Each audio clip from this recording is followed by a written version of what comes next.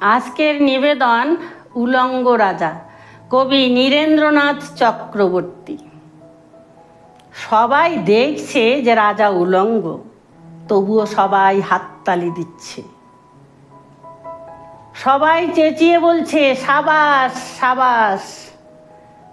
কারো মনে সংস্কার, কারো মনে ভয়, কেউ বা নিজের বুদ্ধি অন্য মানুষের কাছে বন্ধক দিয়েছে। কেউ বা পরান্নভোজী, কেউ কৃপা প্রার্থী, উমেদার প্রবঞ্চক।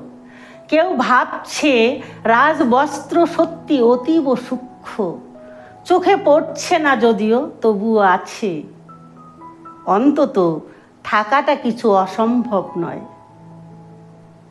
গল্পটা সবাই জানে, কিন্তু সেই গল্পের ভিতরে শুধুই প্রশস্তি বাক্য উচ্চারক, আপাদমস্তক ভীতু, ফন্দিবাজ অথবা নির্বোধ স্তাবক ছিল না। একটি শিশুও ছিল, সত্যবাদী, সরল, সাহসী একটি শিশু।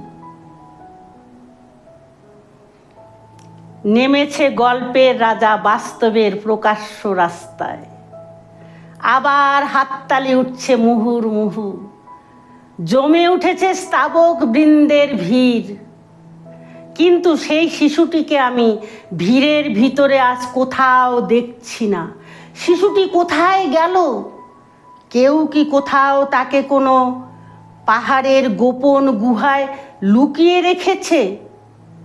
নাকি সে পাথর, ঘাস, মাটি নিয়ে খেলতে খেলতে ঘুমিয়ে পড়েছে কোনো দূর নির্জন নদীর ধারে, কিংবা কোনো প্রান্তরের গাছের ছায়ায়? যাও, তাকে যেমন করেই হোক খুঁজে আনো। সে এসে একবার এই উলঙ্গ রাজার সামনে নির্ভয়ে দাঁড়াক। সে এসে একবার এই হাততালির ঊর্ধ্বে গলা তুলে জিজ্ঞাসা করুক, রাজা তোর কাপড় কোথায়? নমস্কার।